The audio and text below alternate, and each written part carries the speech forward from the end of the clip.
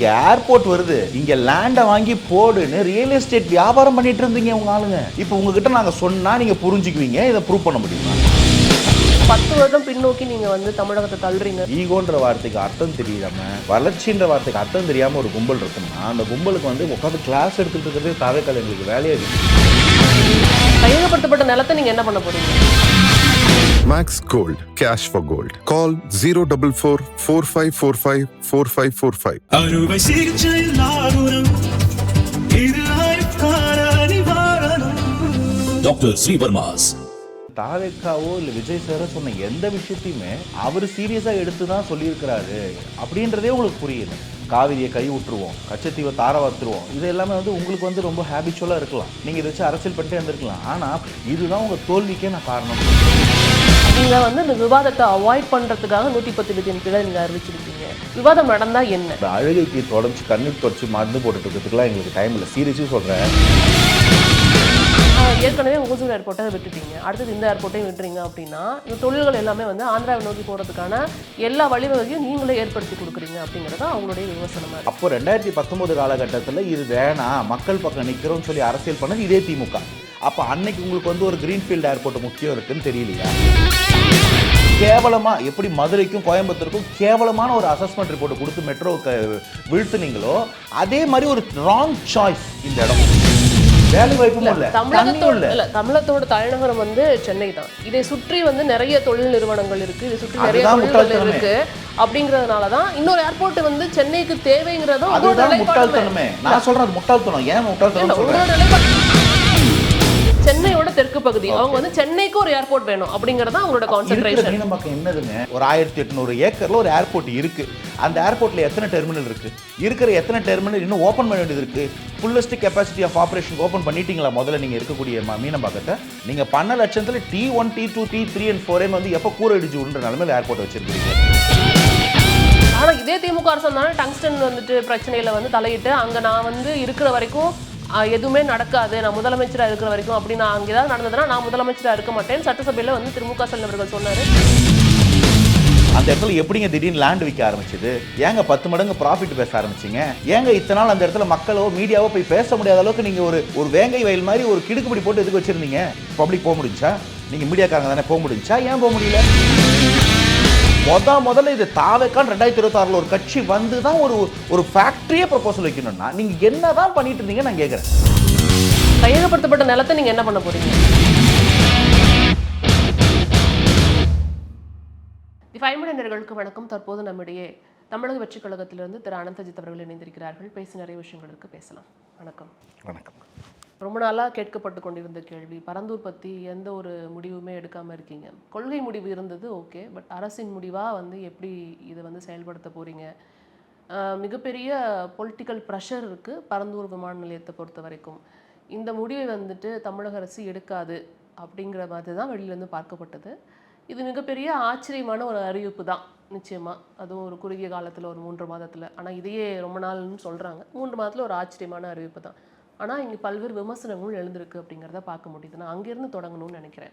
So இந்த அறிவிப்பு வரும்னு எதிர்பார்த்தீங்களா? இது மாதிரி கைவிடப்படும் பரந்தூர் விமான நிலையம் அப்படிங்கிறத எதிர்பார்த்தீங்களா? ஆக்சுவலி தாவேக்காவின் அரசு அமைய முன்னாடி தாவேக்கா சொல்கிற எதையுமே வந்து சீரியஸாக எடுத்துக்காமல் இருந்தது திமுகவும் மற்ற கட்சிகளும் தான். அவங்களுக்கு அரசியல் தெரியல அப்படின்னு இழிவுபடுத்தணுன்ற எண்ணத்தில் இல்லை. சீரியஸாகவே என்னுடைய கேள்வியே ஒன்று, நிஜமாக நீங்கள் தெளிவாக தான் இருக்கீங்களா அரசியலில்? உங்களுக்கு சுற்றி அரசியல் எதை நோக்கி எவால்வ் ஆகிட்டு இருக்கு, மக்கள் என்ன எதிர்பார்க்குறாங்கன்றது புரியுதா இல்லையன்ற கேள்வியை தான் எல்லாத்தையும் வச்சுக்கிட்டு இருக்கேன். ஏன்னா இப்படி ஒரு கட்சி உருவாகுது, மக்கள் இவ்வளோ பெருசாக அது வரவேற்பு கொடுக்குறாங்க, தனியாக நின்னாலும் அது இவ்வளோ பெரிய கிராவிட்டி கொண்டு வரும்ன்றது எதையுமே புரிஞ்சிக்கல அப்படின்றது நான் ரீசெண்டாக அவங்க மேலே கேட்கக்கூடிய ஒரு கிரிட்டிசிசமாகவே வைக்கிறேன். இப்போ அதே போல் தான் இந்த இடத்துலையும் தாவேக்காவோ இல்லை விஜய் சாரோ சொன்ன எந்த விஷயத்தையுமே அவர் சீரியஸாக எடுத்து தான் சொல்லியிருக்கிறாரு அப்படின்றதே உங்களுக்கு புரியலை. எந்த இடத்துலையாவது திமுகவுக்கும் அதிமுகவுக்கும் அந்த பழக்கம் இருக்கலாம், சும்மா ஒன்று சொல்லிவிடுவோம், அது போகிற போக்கில் போட்டோம், ஒரு 65-70 வருஷம் ஓட்டுவோம், அத்திக்கடை அவிநாசி திட்டத்தை சொல்லிக்கிட்டே இருப்போம், காவிரியை கை விட்டுருவோம், கச்சத்தீவை தாரவாத்துருவோம், இது எல்லாமே வந்து உங்களுக்கு வந்து ரொம்ப ஹேபிச்சுவலாக இருக்கலாம். நீங்கள் இதை வச்சு அரசியல் பண்ணிட்டே இருந்திருக்கலாம். ஆனால் புதுசாக மாற்றத்தை நோக்கி வர்றவங்கள நீங்கள் அப்படியே எதிர்பார்க்குறீங்கல்ல, இதுதான் உங்கள் தோல்விக்கே நான் காரணம்னு சொல்கிறேன். அந்த தோல்வியோட காரணமே புரியாமல் இன்றைக்கி உட்காந்து ரிவாம்பிங்லாம் பண்ணிக்கிட்டு இருக்கிறீங்க கட்சியை. அடிப்படையில் மக்களுக்கு அக்கௌண்டபிளாக உண்மையாக சொன்னதை செய்கிற மாதிரி ஒரு தலைவனை தான் மக்கள் எதிர்பார்க்குறாங்க. அதில் இது ஒரு ப்ரூஃப். நம்ம கையில் இன்றைக்கி இருக்கக்கூடிய பல ப்ரூவன் ப்ரூஃபில் இது ஒன்று சொன்னார், அதை செய்கிறார், சொன்ன மாதிரியே செய்கிறார். அதோட ரேமிஃபிகேஷன்ஸு அதுலேருந்து என்ன ரெப்பகஷன்ஸ்லாம் வரும்ன்றதை யோசித்து ஒன்று பண்ணுறாரு. ஆனால் டேரிங்காக பண்ணுறாரு. ஸோ முதல்ல உங்களுக்கு இது புரியவே இல்லை, அதனால் உங்களுக்கு இப்படி தான் இருக்கும். ஆனால் எங்களுக்கு அப்படி இல்லை, ஓட்டு போட்ட 1.25 கோடி பேருக்கு இந்த தெளிவு இருக்குது, இதுதான் நாங்கள் நம்புகிறோம். இது இல்லைனா தான் எங்களுக்கு ஷாக்காக இருக்கும். ஓகே, இதில் டேரிங்காக அந்த முடிவு எடுத்திருக்கிறாருங்கிறத நீங்கள் சொன்னீங்க. சொன்னதை செய்யணுங்கிறதுக்காக அந்த முடிவு எடுத்திருக்கிறாரு. அது மட்டும் இல்லாமல் பரந்தூர்லேருந்து தான் சில விஷயங்கள் தாவேக்காக்கு தொடங்குச்சு அப்படிங்கிறத பார்க்க முடிஞ்சது. இதில் வந்து அவருடைய ஈகோ இருக்குது. அந்த ஈகோனால தான் இந்த பிரச்சனையை வந்து இவர் கையில் எடுத்திருக்கிறாரு. இந்த பரந்தூர் விமான நிலையத்தை வந்து கைவிடப்பட்டிருக்கு. அது வந்து தனிப்பட்ட முறையில் எடுத்த ஒரு முடிவா அப்படிங்கிற மாதிரியான விமர்சனங்களை நம்மளால் பார்க்க முடியுது. ஏன்னா இவங்க வந்துட்டு இன்னும் 10 வருடம் பின்னோக்கி நீங்கள் வந்து தமிழகத்தை தள்ளுறீங்கிற விமர்சனத்தை வைக்கிறாங்க. அது அப்படி தான் நம்ம எடுத்துக்கணுமா? ஆமாம், அதாவது அதான் சொல்கிறேனே, ஈகோன்ற வார்த்தைக்கு அர்த்தம் தெரியாமல், வளர்ச்சின்ற வார்த்தைக்கு அர்த்தம் தெரியாமல் ஒரு கும்பல் இருக்கும்னா, அந்த கும்பலுக்கு வந்து உட்காந்து கிளாஸ் எடுத்துகிட்டு இருக்கிறதே தாவேக்கால் எங்களுக்கு வேலையாகிட்டு இருக்கு. இப்போ நான் கேட்குறேன், ஈகோனா அப்போது அவ்வளோ மக்கள் போராட்டத்தை தாண்டி அதை எப்படியோ நிறைவேற்றணும் ட்ரை பண்ணுறதுக்கு பேர் ஈகோவா, மக்களுக்கு ஃபேவராக நிற்கிறதுக்கு பேர் ஈகோவா? இப்போ தேவை என்னென்னா, யாரோ ஒரு கார்ப்பரேட் நிறுவனத்துக்கோ, இல்லை ஏதோ ஒரு ஏர்போர்ட் கட்டும் நிறுவனத்துக்கோ, இல்லை ஏதோ ஒரு ரியல் எஸ்டேட் கம்பெனிக்கோ ஆதரவாக நிற்கிறாரா, மக்களுக்கும் விவசாயிகளுக்கும் ஆதரவாக நிற்கிறாரா? நீங்கள் சொல்லுங்கள். இது நீங்கள் எப்படி ஈகோன்னு பார்ப்பீங்க? முதல் விஷயம், எல்லாருக்கும் ஒரு ஈகோ இருக்கணும். அந்த ஈகோ எதுக்கு இருக்கணுன்றது தான் கேள்வி. நல்லதுக்காக நான் நேர்மையாக தான் இருப்பேன், நான் நேர்மையாக இருக்கிறவன் காலர் தூக்கி விட்றவனோட ஈகோ நல்ல ஈகோ. நான் மிரட்டியாவது லஞ்சம் வாங்குவேன், பிச்சு எடுத்தாவது மக்களுக்கு பணத்தை சுரண்டுவேன் அப்படின்னா அந்த ஈகோ நல்ல ஈகோ இல்லை. 2 விதமான ஆஃபீஸில் நீங்கள் பார்க்கலாம். நேர்மையாக இருக்கிறதுனால ஈகோ இருக்கிற ஆஃபீஸர் நீங்கள் பார்ப்பீங்க. நான் அட் எனி காஸ்ட் நீ எவ்வளோ வறுமையில் இருந்தாலும் பரவாயில்ல, எனக்கு நீ காசு கொடுக்காம நீ எப்படி சர்டிஃபிகேட் வாங்குறேன்னு பார்க்குற ஆளும் இருப்பான். அவனும் ஈகோ தான். இதில் எந்த ஈகோ நீங்கள் சொல்கிறீங்க? இப்போ இவருக்கு நீங்கள் சொல்கிற ஈகோ இருந்தால் அது மக்களுக்கான ஈகோ. என்னுடைய சுயநலம்னு ஒன்று இருந்தால் அது பொதுநலம்ன்றது தான் இங்கே ப்ரூவ் பண்ணியிருக்காரு. ஸோ அவர் யாருக்கும் ஃபேவராக போல மக்களுக்காக நிற்கிறார். இது ஒரு பார்ட் ஆஃப் த ஸ்டோரி. ஈகோன்னு கேட்டால் ஓகே, நல்ல ஈகோன்னு என்ன வச்சுக்கலாம். ரெண்டாவது, இந்த டெவலப்மெண்ட்டு 10 வருஷம் பின்னாடி பண்ணு ஒன்று சொல்கிறாங்களே, எனக்கு இதுக்கு விளக்கம் சத்தியமாக புரியவே இல்லை. ஒரு ஏர்போர்ட்டு இவங்களுக்கு என்ன டெவலப்மெண்ட் கொடுக்கும்? இப்போ சென்னையில் ஒரு ஏர்போர்ட் இருக்குது. தமிழ்நாட்டில் எத்தனை இந்த மாதிரி ஏர்போர்ட்ஸ் வச்சுருக்கீங்க? எத்தனை டொமஸ்டிக் இன்டர்நேஷ்னலாக மாற்றிருக்கிறீங்க? ஏர்போர்ட்ஸ் உருவானதால் என்ன கனெக்டிவிட்டி வந்துருச்சு? இப்போ நீங்கள் ஒரு ரோடு சொல்கிறீங்கன்னா, அந்த ரோடு வந்து ஏதோ ஒரு இடத்துல ஒரு உற்பத்தி கொண்டு வருது, அந்த உற்பத்தி கொண்டு ஒரு இடத்துல சேர்க்குது, அது ஒரு ஏர்போர்ட்டுக்கோ இல்லை ஒரு ஹார்பர் போர்ட்டுக்கோ போகுதுன்றது ஒரு அண்டர்ஸ்டாண்டிங், ஒரு எக்ஸ்போர்ட் நடக்குதுப்பான்னு. ஒரு இடத்துல பக்கத்தில் ஒரு ஏர்போர்ட் இருக்குது, ஒரு ஃபியூ 100 கிலோமீட்டர்ஸ் சர்க்கிளில் இன்னொரு ஏர்போர்ட் கொண்டு வந்தால் என்ன டெவலப்மெண்ட் நீங்கள் ப்ரொப்போஸ் பண்ணுறீங்க? எனக்கு அதுக்கு மட்டும் விளக்கம் சொல்லுங்கள். பிஃபோர் கோயிங், அதாவது வந்து நம்ம டெக்னிக்கலாக சில விஷயங்களை போகிறதுக்கு முன்னாடி 110 விதியின் கீழே வந்து நீங்கள் ஏன் அதை அனௌன்ஸ் பண்ணீங்க? ஏன் வந்துட்டு தனி தீர்மானம் 58 பிரிவின் கீழே கொண்டு வந்திருக்கக்கூடாதா அப்படின்ற ஒரு கேள்வியெல்லாம் வைக்கிறாங்க. நீங்கள் வந்து அந்த விவாதத்தை அவாய்ட் பண்ணுறதுக்காக 110 விதியின் கீழே நீங்கள் அறிவிச்சிருக்கீங்க. விவாதம் நடந்தால் என்ன அப்படின்ற ஒரு கேள்வியும் எழுப்பப்படுது. இல்லைங்க, உங்களோட அழுகைக்கு தொடர்ச்சி கண்ணீர் தொடர்ச்சி மருந்து போட்டுட்டு இருக்கிறதுக்குலாம் எங்களுக்கு டைம் இல்லை. சீரியஸாக சொல்கிறேன், மக்களுக்காக இப்போது பட்ஜெட்டில் ஒன்று பேசுகிறோம். அந்த பட்ஜெட்டோட மானிய கோரிக்கைகள் விவாதிக்கணும். நிஜமாக சொல்லுங்கள், நீங்கள் மானிய கோரிக்கை விவாதிக்கிறீங்களா? யாராவது நிஜமாகவே திமுககாரங்க மக்களுக்காக, தொகுதிக்காக, எங்கள் திட்டத்துக்கு இது வேணும்னு பேசுறது அதிகமாக இருக்கா? அங்கே வந்து உட்காந்துக்கிட்டு ரீல்ஸ் போட்டு ஜெயிச்சிட்டிங்க, காழ்ப்பு, வன்மம் இதை பேசுகிறாங்களா? நீங்களே மனசாட்சி, மக்களோட மனசாட்சிக்கு நான் விட்டுறேன். இப்போது இது விஷயம் எடுத்தீங்கன்னாக்க நீங்கள் ஆரோக்கியமாக பேசிடுவீங்களா? இது ஒரு அரசாங்கத்தின் கொள்கை முடிவு. நீங்கள் எடுக்கிற கொள்கை முடிவெல்லாம் அரசாங்கத்துக்கும் மக்கள் வரி பணத்துக்கும் எப்படி விரோதமாக செயல்பட்டதுன்றதை நான் 1000 வாட்டி ப்ரூவ் பண்ணுறேன். நீங்கள் இதில் என்ன பேசி என்ன முடிவு பண்ண போகிறீங்க? நீங்கள் ஈகோவில் இருக்கிறீங்க. சில பேர்கிட்ட நீங்கள் வாதம் பண்ணலாம், விதண்டாவாதம் பண்ண முடியாது. இதை எடுத்தீங்கன்னா என்ன ஆகும்? இங்கே ஏர்போர்ட் வருது, இங்கே லேண்டை வாங்கி போடுன்னு ரியல் எஸ்டேட் வியாபாரம் பண்ணிகிட்டு இருந்தீங்க உங்கள் ஆளுங்க. இப்போ உங்ககிட்ட நாங்கள் சொன்னால் நீங்கள் புரிஞ்சுக்குவீங்க. இதை ப்ரூவ் பண்ண முடியுமா? இப்போ ஏற்கனவே மக்கள் வரி பணத்தில் ஏற்கனவே இடத்துல கூட சொல்லியிருந்தேன், ஒரு நாளைக்கு சட்டமன்ற நடக்கிறதுக்கு சற்றப்போ 2 கோடி ரூபா செலவாகுது. இந்த 2 கோடி ரூபா செலவு பண்ணி திரும்ப நீங்கள் உட்காந்துட்டு அமளி பண்ணுறதுக்கு இது எங்கள் கொள்கை முடிவு. நீங்கள் எப்படி இது எங்கள் கொள்கை முடிவு, யார் கேட்டாலும் எவ்வளோ மக்கள் போகிறனாலும் நாங்கள் இப்படி தான் பண்ணுவோம். நீங்கள் ஒன்று பண்ணீங்களோ அதுபோல் மக்கள் பக்கம் தான் நாங்கள் நிற்போம். உங்களுக்கு ஒரு நிமிஷம் கூட ஈல்னா மட்டும் நாங்கள் ஒன்று எடுக்கிறோம். இதில் என்ன பிரச்சனை? இப்போ இந்த கேள்விக்கு நான் வரணும்னு நினைக்கிறேன். நீங்கள் சொன்னீங்க இல்லையா, இப்போ ஏர்போர்ட்டுக்கும் இதுக்கும் என்ன சம்மந்தம் இருக்குது அப்படின்னு. ஃபார் எக்ஸாம்பிள், அவங்க சொல்கிற விஷயங்களை முன்னாடி நான் வைக்கணும்னு நினைக்கிறேன். இப்போ ஸ்ரீபெரும்புத்தூர் வந்துட்டு எதுக்காக டெவலப் ஆகிட்டு இருக்குது அப்படிங்கிறது தெரியும். முக்கியமாக இன்னும் சொல்ல போனால் மின்னணு எலக்ட்ரானிக் பொருட்கள் வந்துட்டு டெவலப் ஆகிட்டு இருக்கிற ஒரு ஏரியாவாக இருக்குது. ஸோ அங்கே ஆரம்பிக்கப்பட்ட நிறுவனங்கள் எல்லாமே கூடிய விரைவில் இங்கே வந்து ஒரு க்ரீன்ஃபீல்ட் ஏர்போர்ட் வரப்போகுது அப்படின்ற ஒரு நம்பிக்கையோடு ஆரம்பிச்சிருக்கிறாங்க. இப்போ அவங்கெல்லாம் என்ன பண்ணுவாங்க? இப்போ இந்த க்ரீன்ஃபீல்ட் ஏர்போர்ட் வராது அப்படிங்கிற பட்சத்தில் அந்த நிறுவனங்கள்லாம் எதை நோக்கி நகரும்? ஏற்கனவே ஓசூர் ஏர்போர்ட்டை விட்டுட்டீங்க, அடுத்தது இந்த ஏர்போர்ட்டையும் விட்டுறீங்க அப்படின்னா இந்த தொழில்கள் எல்லாமே வந்து ஆந்திராவை நோக்கி போகிறதுக்கான எல்லா வழிவகையும் நீங்களே ஏற்படுத்தி கொடுக்குறீங்க அப்படிங்கிறது அவங்களுடைய விமர்சனமாக இருக்குது. முதல் விஷயம், இந்த இடத்துல இந்த ஏர்போர்ட் ப்ரொப்போசல் வந்ததே ஒரு 6-7 வருஷத்துக்கு முன்னாடி. அப்போ 2019 காலகட்டத்தில் இது வேணாம், மக்கள் பக்கம் நிற்கிறோம்னு சொல்லி அரசியல் பண்ணது இதே திமுக. அப்போ அன்னைக்கு உங்களுக்கு வந்து ஒரு கிரீன்ஃபீல்டு ஏர்போர்ட் முக்கியம் இருக்குன்னு தெரியலையா? பாயிண்ட் 1. ரெண்டாவது, சென்னை நீங்கள் சொல்லக்கூடிய ஸ்ரீபெரும்புத்தூரோ இல்லை சென்னையோட அவுட்ஸ்கர்ட்ஸோ இந்தியாவோட டெட்ராய்ட்னு பேர் வாங்கினது இந்த 7 வருஷத்தில் இல்லை. அது 2004 to 14 காலத்தில் ஐயா மன்மோகன் சிங்கோட பிளானில் இந்த மாதிரியான ஒரு ஆட்டோமொபைல் ஹப்பு வேணும், எலக்ட்ரானிக்ஸ் ஹப்பு வேணும், தமிழ்நாடு வந்து ஒரு எலக்ட்ரானிக் மட்டும் இல்லாமல் ஒரு சர்வீஸ் இண்டஸ்ட்ரியோட ஒரு ஹப்பாக மாறணும்னு எல்லாத்தையும் கொண்டு வந்தது 1995 ஆரம்பித்த விளையாடு. இது எதுவுமே அப்போ பரந்தூரில் ஏர்போர்ட் வந்துருப்பா, நம்ம அதுக்கப்புறம் இதெல்லாம் பண்ணலான்னு யாரும் பண்ணலை. பாயிண்ட் 1. பாயிண்ட் 2, இப்போ அந்த இடத்துல ஒன்று உற்பத்தி பண்ணுறாங்க ஸ்ரீபெரும்புத்தூர்லனா, உங்களுக்கு வந்து காஸ்ட் ஆஃப் எக்ஸ்போர்ட் ஹார்பருக்கு கொண்டு வரதுக்கு காஸ்ட் எவ்வளோ? ஒரு ஏர்போர்ட்டை உருவாக்கி அந்த ஏர்போர்ட் வழியாக தான் எல்லாத்தையும் ஃப்ளைட்டில் தான் ஏற்றி அனுப்புகிறோமா? அப்படியே நீங்கள் சொல்லக்கூடிய எக்ஸ்போர்ட்ஸில் எந்த விதமான எக்ஸ்போர்ட்ஸ் வந்து ஒரு ஃப்ளைட் கார்கோவை டிபெண்ட் பண்ணும், எந்த விதமான எக்ஸ்போர்ட்ஸ் ஒரு ஷிப்போட கார்கோவை லாஜிஸ்டிக்ஸை எக்ஸ்பெக்ட் பண்ணணும்? நீங்களே யோசிங்க. ஏதோ ஒன்று எமர்ஜென்சியாக கெட்டு போகிற பொருள் 2 டேஸ்க்குள்ளே டிரான்ஸ்ஃபர் பண்ணணும். எனக்கு தெரிஞ்சு இந்த மாதிரியான பொருட்கள் தான் வந்து ஒரு ஏர்போர்ட் எதிர்பார்க்கும். மற்றபடி எல்லாமே காஸ்ட் எஃபெக்டிவாக ஓஷன் ஷிப்பிங்கை தான் எதிர்பார்க்கும். இப்போ இதில் என்ன வந்துட போகுது? ஒன்றுமே இல்லைங்க, ரொம்ப சிம்பிள். அங்கே இடத்த வாங்கி போட்டுட்டோம். அந்த இடத்த எப்படியாவது ஏர்போர்ட் வந்ததுன்னா நல்ல 10-12 மடங்கு லாபத்துக்கு விற்கலான்னு நினச்சோம். வரலன்னொடனே இந்த வன்மத்தில் நேற்று ப்ரெஸ் மீட் பார்த்தீங்கன்னா சட்டமேரவில் ஒருத்தர் பேசுகிறாரு, 2 பேர் இப்படி உட்காந்துக்கிறாங்க போச்சுன்ற மாதிரி. இந்த அக்கறைலாம் இவங்களுக்கு இல்லை. அடிப்படையில் அந்த ஏர்போர்ட்னால என்ன கொண்டு வந்திருக்க முடியும்? அப்படி கொண்டு வர அக்கறை இருந்தால் எதற்கு ஹோசூர் ஏர்போர்ட்டை பெங்களூர்லேருந்து அந்த 150 கிலோமீட்டர் சர்க்கிள்குள்ளே அந்த ஏர்போர்ட்டை கொண்டு வந்து ப்ரொப்போசல் வச்சிங்க? அதனால தான் அந்த ப்ரொப்போசல் ஃபெயில் ஆச்சு. அந்த ப்ரொப்போசல் ஃபெயிலிங் ஆனதுனால தான் இந்த ஏர்போர்ட் மட்டும் போனதோடு இல்லாமல் அங்கே வந்து டிஆர்டிஓ ப்ராஜெக்ட்டும் போச்சு. இதை நம்ம முன்னாடியே டீட்டெயிலாக பேசியிருக்கோம். கேவலமாக எப்படி மதுரைக்கும் கோயம்புத்தூருக்கும் கேவலமான ஒரு அசஸ்மெண்ட் ரிப்போர்ட்டை கொடுத்து மெட்ரோவுக்கு வீழ்த்துனீங்களோ அதே மாதிரி ஒரு ராங் சாய்ஸ் இந்த இடம். இது ஒரு பாயிண்ட். ஏர்போர்ட்னால மட்டும் எந்த ஒரு பெரிய மாற்றமும் வந்துட போகிறதில்ல. இது 2வது பாயிண்ட்டு. நம்மக்கிட்ட ஏர்போர்ட் இல்லாமலும் இல்லை. அப்படி தான் நீங்கள் சொல்லக்கூடிய ஒரு பர்சன் டிராஃபிக்ன்றது ஒரு பக்கம். அவங்க வந்து இன்னொரு 100 கிலோமீட்டர் ஒரு 50 கிலோமீட்டர் போகிறதுக்கு கொஞ்சம் தயங்குவாங்கன்னு யோசிக்கலாம். அது கூட இல்லை, ரியலிஸ்டிக் கிடையாது. எனக்கு தெரியும் எவ்வளோ பேர் திருச்சி, என் ஃப்ரெண்ட்ஸ் இருக்காங்க திருச்சி புதுக்கோட்டைக்காரங்க, அங்கேருந்து பஸ் ஏறி கேபு போட்டு ஃபேமிலியோட வந்து சென்னை ஏர்போர்ட்டில் வெளிநாட்டுக்கு போய் வேலை செய்கிறவங்க. எனக்கு எத்தனை பேருன்னு கேளுங்க, நான் காமிக்கிறேன். இப்போ அவங்களில் பிரச்சனை இவங்களுக்கு பிரச்சனை இந்த ரியல் எஸ்டேட் பிஸ்னஸ். அப்போ அந்த ஒரு கம்பெனியாக இருக்கும், அந்த கம்பெனி வந்து சென்னையில் இருக்கக்கூடிய கார்கோ ஏர்போர்ட்டை யூஸ் பண்ணாதா? இது ஒரு பக்கம் ஆஃப் த ஆர்குமெண்ட். இன்னொரு பக்கம், இது இல்லைனா பின்னாடி போன்றது எனக்கு ஒரு டேட்டா சொல்லும், வேறு வாய்ப்பே இல்லைன்றது. நான் சிம்பிளாக ஒன்று கேட்குறேன், சென்னைக்கு ஏர்போர்ட் வேணும் இல்லை எக்ஸ்பேண்ட் பண்ணோன்னா மொதல் விஷயம் இருக்கக்கூடிய ஏர்போர்ட்டு ஃபுல்லஸ்ட் கெப்பாசிட்டியில் ரன் ஆகுதா? முதல்ல ஒரு ஏர்போர்ட் இருக்குல்ல, ஒரு 1800 ஏக்கரில் ஒரு ஏர்போர்ட் இருக்குது. அந்த ஏர்போர்ட்டில் எத்தனை டெர்மினல் இருக்குது?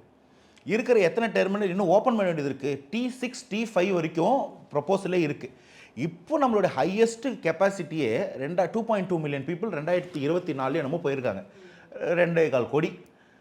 அந்த 2 டெர்மினல் போட்டாலே, ஒரு டெர்மினல் T5 மட்டும் போட்டாலே 3.5 மில்லியன் வரைக்கும் போகலாம். ஒரு 3.5 கோடி வரைக்கும் அந்த இதை ஹேண்டில் பண்ண முடியும். அந்த கெப்பாசிட்டின்னு கண்ணெதிர்க்கு இருக்குது.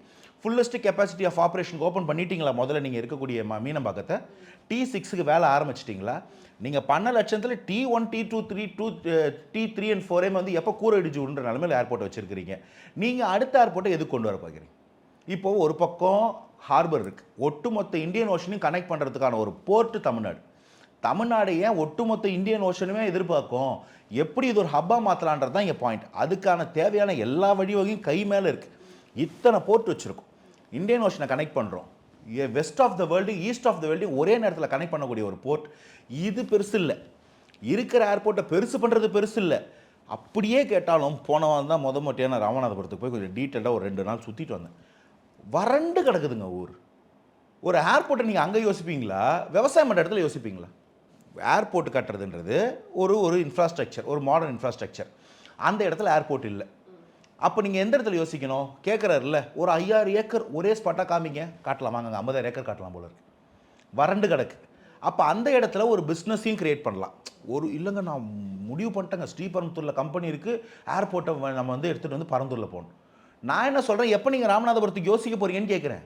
ராமநாதபுரத்தில் இண்டஸ்ட்ரியும் இல்லை, ஏர்போர்ட்டும் இல்லை, வேலை வாய்ப்பும் இல்லை, தண்ணியும் இல்லை. தமிழகத்தோட தலைநகரம் வந்து சென்னை தான். இதை சுற்றி வந்து நிறைய தொழில் நிறுவனங்கள் இருக்கு, இதை சுற்றி நிறைய அதுதான் தொழில்கள் முட்டாள்தனமே. இருக்கு.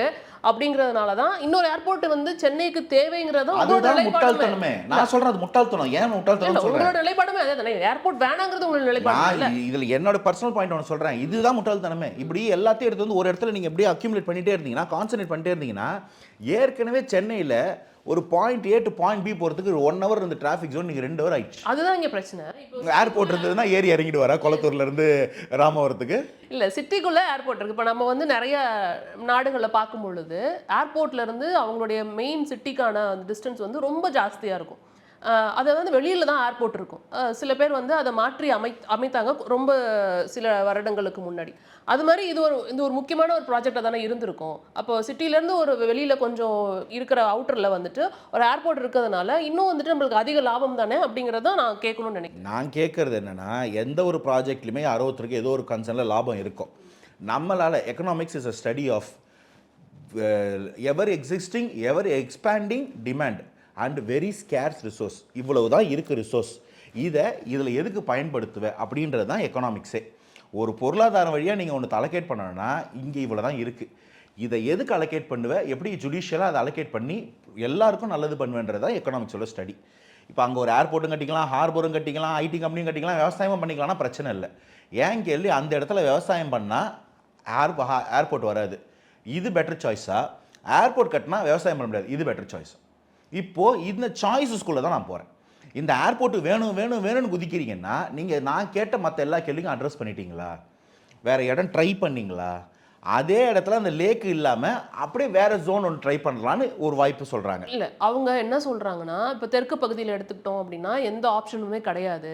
தெற்கு பகுதி சென்னையோட தெற்கு பகுதி. அவங்க வந்து சென்னைக்கு ஒரு ஏர்போர்ட் வேணும் அப்படிங்கறது அவங்களோட கான்சென்ட்ரேஷன். என்னதுங்க, அதுதான் சென்னைக்கு ஏர்போர்ட் வேணும், ரெண்டாவது ஏர்போர்ட் வேணுங்கிறது தான் கான்சென்ட்ரேஷன். சென்னையோட தென் பகுதியில் வந்துட்டு அவங்களால எதுவுமே பண்ண முடியாது. ஒரு பக்கம் அனல் மின் நிலையம் இருக்கு, எதுவுமே பண்ண முடியாது. ஒரு பக்கம் தாம்பரம்ல பார்த்துக்கிட்டோம் அப்படின்னா ஏர்ஃபோர்ஸ் ஸ்டேஷனோடது இருக்கு. ஸோ அந்த இடத்துல நம்மளால எதுவுமே பண்ண முடியாது. அதனால மேற்கு பகுதியில் மட்டும்தான் அமைக்க முடியும். மேற்பகுதியில் வந்துட்டு ஏற்கனவே நம்ம எல்லா இடத்தையும் பார்த்துட்டு இதுதான் கரெக்டான ஒரு ஏரியாவா இருக்கும்னு ரொம்ப நாள் கழிச்சு சூஸ் பண்ண ஒரு பகுதியாக தான் அது இருந்திருக்கு. அவங்க வந்து எடுத்தெடுப்புலேயே பரந்தூர் அப்படின்னு வந்து முடிவு பண்ணலை அப்படிங்கிறத அவங்க சொல்கிறாங்க. ஸோ ஃபர்ஸ்ட் அண்ட் ஃபார்மோஸ்ட் இந்த இடத்துல இந்த ஹார்பர் இந்த ஏர்போர்ட் கொண்டு வர்றதுக்கு இது ஒன்று மட்டுமே காரணம்னா, அதே இடத்துல அதே டிஸ்ட்ரிக்டில் ஃபியூ 10 கிலோமீட்டர்ஸ் தள்ளி போனீங்கன்னா இதே மாதிரி லேண்ட் அவைலபிலிட்டி இருக்குது. அந்த இடத்துல விவசாயம் இல்லை, அந்த இடத்துல வாட்டர் கேட்ச்மெண்ட் ஏரியா இல்லை. சற்றப்போ ஒரு அரை டிஎம்சி தண்ணியை அந்த இடம் ஹோல்ட் பண்ணுது மழையில். அந்த இடத்த நீங்கள் ஏர்போர்ட்டு கட்டி உயர்த்துனீங்கன்னா அந்த தண்ணி முதல்ல எங்கே போகும்? அந்த தண்ணி சேவ் ஆகலைன்னா நிலத்து நீர் எப்படி பாதிப்படும்? இவங்களுக்கு இது மேலே அக்கறை இல்லைன்றதுக்கு பல ப்ரூஃப் சொல்லிட்டோம். அது நீங்கள் காவேரியாக இருக்கலாம், அத்திக்கடை அவினாசி திட்டமாக இருக்கலாம், எல்லாத்த பற்றி நம்ம நிறைய பேசியிருக்கோம். இன்றைக்கி திரும்ப கேட்குறேன், நீங்கள் அந்த பிரிகேடுக்கு இடம் கொடுத்தீங்கல்ல, அது எந்த இடம்? அதுவும் வந்து அப்போ சொல்லிடு, அப்புறம் அதையும் சொல்லுப்பா, தமிழ்நாட்டுக்கு இன்னொரு அப்பார்ட்மெண்ட் வேணும், ஒரு ஹைரைஸ் அப்பார்ட்மெண்ட் 2500 கோடி வேணும். நீங்கள் என்னங்க வெட்லேண்டை பற்றி பேசுகிறீங்க, அதையும் சேர்த்து சொல்லுங்கள். ஆனால் இதே திமுக அரசு தானே டங்ஸ்டன் வந்துட்டு பிரச்சனையில் வந்து தலையிட்டு அங்கே நான் வந்து இருக்கிற வரைக்கும் எதுவுமே நடக்காது, நான் முதலமைச்சராக இருக்கிற வரைக்கும் அப்படி நான் அங்கே ஏதாவது நடந்ததுன்னா நான் முதலமைச்சராக இருக்க மாட்டேன் சட்டசபையில் வந்து திரு மு.க. ஸ்டாலின் அவர்கள் சொன்னார். அங்கே லேண்டு வாங்கலையே என்னமோ யோசிங்க. நான் அப்படி தான் யோசிக்கிறேன். இங்கெல்லாம் வாங்கிட்டோம், அங்கே லேண்டு வாங்கலையோ என்னமோ. எனக்கு அப்படி தான் புரியுது. ஏன் ஆடு நினைதுன்னு ஏன் ஓனம் அழப்போகுது? அவ்வளவுதான், அதை விட்டுடுங்க, இந்த பக்கம் வாங்க. ஒரு நல்லது பண்ணால் அதை வந்து நான் விமர்சிக்கல. எனக்கு இப்படி தான் சந்தேகம் வருது திமுகன்னு வரும்போது. இப்போ இந்த இடத்துக்கு பதில் சொல்லுங்கள். நான் திரும்ப அலிகேஷன் வைக்கிறேன். லேண்டு வாங்கினீங்களா? அந்த இடத்துல எப்படிங்க திடீர்னு லேண்டு விற்க ஆரம்பிச்சிது? ஏங்க 10 மடங்கு ப்ராஃபிட் பேச ஆரம்பிச்சிங்க? ஏங்க இத்தனை நாள் அந்த இடத்துல மக்களோ மீடியாவோ போய் பேச முடியாத அளவுக்கு நீங்கள் ஒரு வேங்கை வயல் மாதிரி ஒரு கிடுக்குப்படி போட்டு எதுக்கு வச்சுருந்தீங்க? பப்ளிக் போக முடிஞ்சா? நீங்கள் மீடியாக்காரங்க தானே போக முடிஞ்சா? ஏன் போக முடியல? அந்த இடத்துல இன்னும் கொஞ்ச நாள் கழிச்சு அவங்கள நக்சலைட் ஆகியிருப்பீங்களா என்ன? எனக்கு புரியவே இல்லை இந்த லாஜிக்கு. யார் லாபத்துக்கு? நான் திரும்ப கேட்குறேன். அந்த இடத்துல ஒரு கம்பன் கால்வாய்னு ஒரு விஷயம் பல 100 ஆண்டு காலமாக தண்ணியை தேக்கி கொண்டு வந்து கொடுத்துக்கிட்டு இருக்கு. அங்கே 2 போகம் நெல் விளையுது. விவசாயம் பொய்த்தே போக மாட்டேங்குது. நம்ம டெல்டாக்கள் கூட காவேரி பொய்க்கும் போது பொய்த்து போகுது. இந்த இடம் நல்ல விவசாயம் நடக்குது. இப்போ சோறு முக்கியம் ஒரு பக்கம், மக்கள் முக்கியம் ரெண்டாவது பக்கம். இதுக்கு ஆல்டர்னேட் இருக்கா? ஏன் ட்ரை பண்ணவே இல்லை? 3வது, நீ என்விரான்மெண்டல் கிளியரன்ஸ் வாங்கிட்டியா? 4வது, உன் ரிப்போர்ட்லேயே அங்கே வந்து 0.33 TMC ஹோல்ட் பண்ணிகிட்டு இருக்க தண்ணி இடம் இருக்குன்ற. அப்போ என் தெளிவாக இருக்குது, உனக்கு வந்து அக்கறை கிடையாது மக்கள் மேலே. உங்களுடைய ஒரே ஐடியா லாபம் சம்பாதிக்கணும். அரிட்டாப்பட்டில் லாபம் இல்லைன்னா விட்டு கொடுப்பேன். ஆனால் இங்கே லாபம் இருந்ததுன்னா மூக்கால் எழுவியா? நான் கேட்குறது எப்போ பரவலாக்க போகிறீங்க ப்ரொடக்ஷனை, எப்போ பரவலாக்க போகிறீங்க டெவலப்மெண்ட்டை? ராமநாதபுரத்துக்கு நான் பர்சனலாக பார்த்தாலும் கேட்குறேன், ராமநாதபுரத்துக்கு என்ன இண்டஸ்ட்ரியல் ப்ரொபோசல் கொடுத்தது இந்த திமுகவோ அதிமுகவோ இத்தனை ஆண்டு காலத்தில்? முதல்ல இது தாவேக்கான் 2026 ஒரு கட்சி வந்து தான் ஒரு ஃபேக்ட்ரியே ப்ரொபோசல் வைக்கணும்னா நீங்கள் என்ன தான் பண்ணிட்டு இருந்தீங்க நான் கேட்குறேன். இப்போது ராமநாதபுரத்தில் ஒரு ஏர்போர்ட் கொண்டு வந்தீங்கன்னா அது ஒரு ஹப் இல்லையா?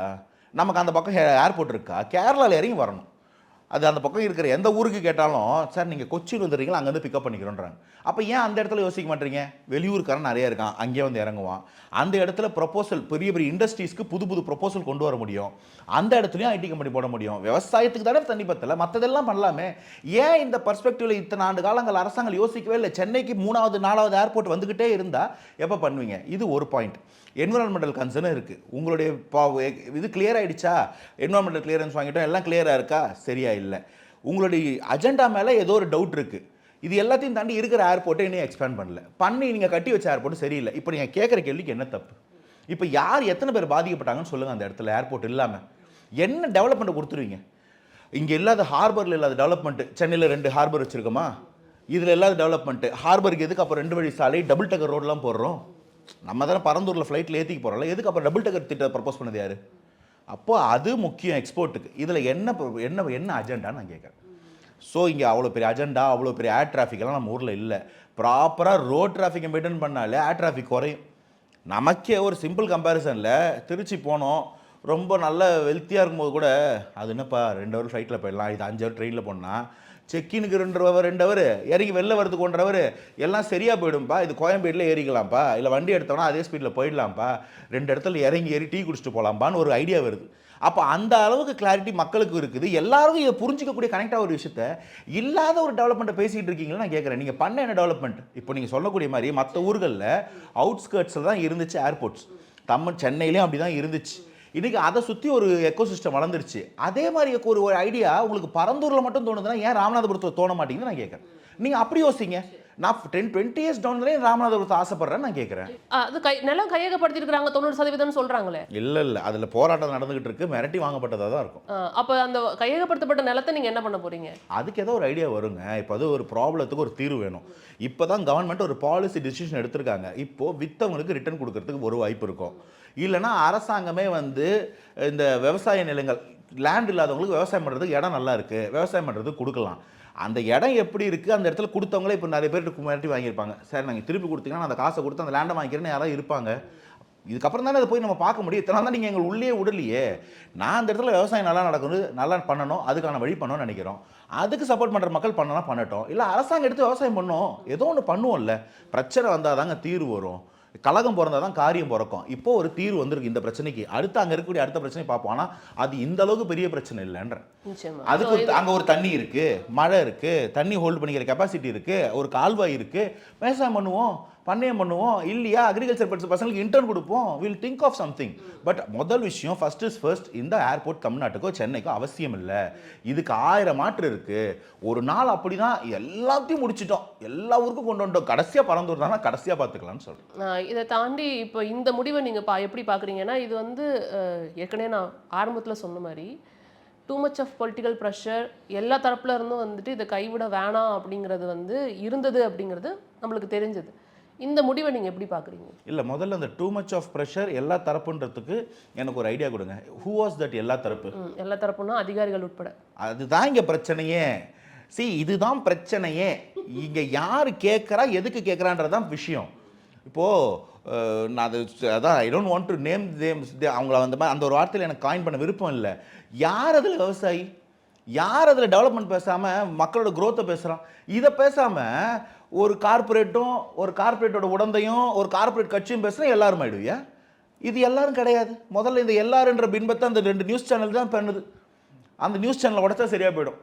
So this is what is not எல்லாரும். எல்லாரும் இஸ் நாங்கள் பசிச்சவங்க, நம்ம சாப்பிட்ணுன்னு நினைக்கிறவங்க, விவசாயிங்க. இன்றைக்கி அந்த விவசாயிங்க ஓடி வந்து பார்க்குறாங்கல்ல, அப்போ அவங்க யார் அந்த எல்லாரும் இல்லையா? இன்றைக்கி அங்கே ஓடி போகிறாங்களே பசங்க என்னென்னு விசாரிக்கிறதுக்கு, அந்த பசங்க எல்லாரும் இல்லையா? சந்தோஷப்படுற நீங்களும் நானும் எல்லாரும் இல்லையா? அப்போ இது எல்லாரும் இல்லை. இந்த எல்லாரும் அஜெண்டாலும் இதுக்கு யாரை கட்டியாச்சு. இது எல்லாரும் எங்களுக்கு 200 சீட்டு போடுவீங்கன்னு சொல்லி தான் 59 சீட்டில் உட்காந்துருக்கீங்க. எல்லாரும் இட்ஸ் நாட் வித் யூ. முதல்ல அதை புரிஞ்சுக்கோங்க. ரெண்டாவது இந்த இது எப்படி நான் பார்க்குறேன்னா, இந்த முதல்வர்கிட்ட நான் இதை தான் நம்பினேன், இதை தான் எதிர்பார்த்தேன். எனக்கு அவர் வந்து he is giving me one more point, one more reason to love him, one more reason to trust him. ஒன்று சொன்னால் செய்வார்ப்பா அந்த லீடரு. சொல்கிறதுக்கு தான்ப்பா, செய்கிறதுக்கு தான்ப்பா சொல்கிறது. வாய் பழித்ததோ மாங்காய் பழித்ததோலாம் இல்லைப்பா. He's with an agenda. ஒன்று நல்லது பண்ண வந்திருக்காரு. நல்லது நம்புறத மக்கள் கூட இன்னும் செய்கிறார். ஸோ ஃபஸ்ட்டு போராட்டத்தை பார்த்துட்டீங்க, ஒரு போராட்டம் தீர்வு வரும். ஆனால் என்னன்னா 100 நாளில் இவங்க 100 வருஷம் ஆட்சி பண்ணது கூட விட்டுருவாங்க போல். நம்ம 100 நாள்லேயே வந்து எல்லாம் எதிர்பார்க்குறாங்க. அது ஒரு பக்கம் சந்தோஷமாக தான் இருக்குது. எங்கள் கட்சிங்களாம் வந்து ஒன்றுத்துக்கும் பிரயோஜனப்படாதுங்க, நாங்கள் எதிர்பார்க்கல. நீங்கள் வந்தீங்கன்னா 100 நாள் எதிர்பார்க்குறீங்களான்னா இப்படியே தான் கேட்டேன். இல்லை, அடுத்ததா இது எல்லாமே வந்துட்டு ஒரு அன்எக்ஸ்பெக்டட் அண்ட் எப்படி சொல்கிறதுனா, இது எப்படி சாத்தியம், பரவாயில்ல அனௌன்ஸ் பண்ணிட்டாரு அப்படிங்கிற மாதிரியான ஒரு ஒரு விஷயமா தான் இருந்தது. நான் அது வந்து நான் ஓவர் எக்ஸாக்ரேட் பண்ண விரும்பலை. முதல்ல வந்துட்டு 3 சிலிண்டர் அன்னபூர்ணி திட்டத்தில் வந்துட்டு முதற்கட்டமாக 3 சிலிண்டர் நாங்கள் தரோம் அப்படின்னு சொல்லியிருக்கிறாங்க. இது சாத்தியமே படாது. அது இப்போ அனௌன்ஸ் பண்ணவே மாட்டாங்க. மேபி ஒரு 2-3 இயர்ஸ் எடுத்துப்பாங்க. ஏன்னா ஈரானுக்கும் அமெரிக்காவுக்கும் இன்னும் வந்துட்டு போர் போயிட்டு தான் இருக்குது அப்படிங்கிறத பார்க்க முடியுது. இன்னும் நிலைமை சீராகலை. அப்படிங்கிற பட்சத்தில் இது எப்படி கொடுக்க முடியுங்கிறது ஒரு பெரிய கேள்வியாக இருந்தது. ஆனால் 3 சிலிண்டர் கொடுக்குறேன் அப்படின்னு சொல்லிட்டாரு. இது ஒரு பெரிய ஆச்சரியம் தான். அதே மாதிரி வந்துட்டு எக்ஸ்பான்ஷன் ஆஃப் இந்த வெற்றி திட்டம், ஏற்கனவே வந்துட்டு மகளிர் வந்து பயணித்துட்டு இருந்தாங்க இல்லையா, அந்த வெற்றி திட்டம் வந்து எக்ஸ்பேண்ட் பண்ணியிருக்கிறாங்க. அதுவுமே அக்டோபர்லேருந்து தொடங்கும்னு நினைக்கிறேன். இது ரெண்டுமே எப்படி சாத்தியம்? நிதிநிலை வந்து சரியில்லைன்னு சொல்கிறாங்களே, இது வந்து சமாளிக்குமா? ஏற்கனவே அரசு போக்குவரத்து கழகம் வந்துட்டு நஷ்டத்தில் இயங்கிட்டு இருக்கு. அப்படிங்கிற பட்சத்தில் இது எப்படி சாத்தியப்படுத்த போகிறாங்கன்ற கேள்விலாம் முன்னாடி வந்து நிற்குது. இதை யாருமே எதிர்பார்க்கல. நீங்கள் எதிர்பார்த்தீங்களா? அதுலேருந்து திருப்பி நான் ஆரம்பிச்சேன். இல்லை, நான் வந்து அந்த வாக்குறுதியில் இருக்கிற எல்லாத்தையும் எதிர்பார்க்குறேன்.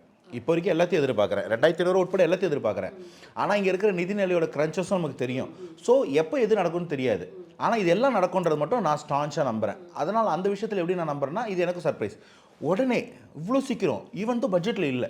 ஸோ இது வந்து சர்ப்ரைஸாக இருக்குது, சந்தோஷமாக இருக்குது. இப்போ இதுக்கு நீங்கள் அந்த 2 திட்டத்துக்குள்ளே வருவோம். முதல் விஷயம் வெற்றி திட்டத்தை பற்றி பேசிடுவோம். இந்த வெற்றி திட்டத்தை பொறுத்த வரைக்கும் அதனால் வந்து டிரான்ஸ்போர்ட் கார்பரேஷன் லாஸ்ட்டில் இருக்குன்னு சொல்கிறது ஒரு ஹம்பகு. அது எப்படி ஃபங்க்ஷன் ஆகும்னா, கவர்மெண்ட்டு அதுக்கு உண்டான காசை கொடுத்துருவாங்க டிரான்ஸ்போர்ட் கார்பரேஷனுக்கு. கவர்மெண்ட் காசு பட்ஜெட்லேருந்து எக்ஸ்சேக்கர்லேருந்து எடுத்து எத்தனை டிக்கெட், அந்த ஃப்ரீ டிக்கெட் மாதிரி ஒன்று கொடுக்குறாங்க இல்லைங்களா, அந்த பஸ்ஸில் போகும்போது பார்த்தீங்கன்னா அதுக்கு ஒரு இலவச டிக்கெட்னு ஒன்று இருக்கும். அந்த டிக்கெட்ஸ் அந்த மகளிருக்கு கொடுத்துருவாங்க. அப்போ அது அக்கௌண்டட். அப்போ அந்த அமௌண்ட் என்னவோ அதுக்கான செலவை அரசு கொடுத்துருது. ஸோ டிரான்ஸ்போர்ட் கார்பரேஷன் இதை இலவசமாக பண்ணலை. அதனால் இதை காரணம் காட்டி நீங்கள் லாஸ்லாம் இல்லை. Loss is because of your non proper governance. நீங்கள் சரியாக அட்மினிஸ்டர் பண்ணலை டிரான்ஸ்போர்ட் டிபார்ட்மெண்ட் தான் லாஸ்.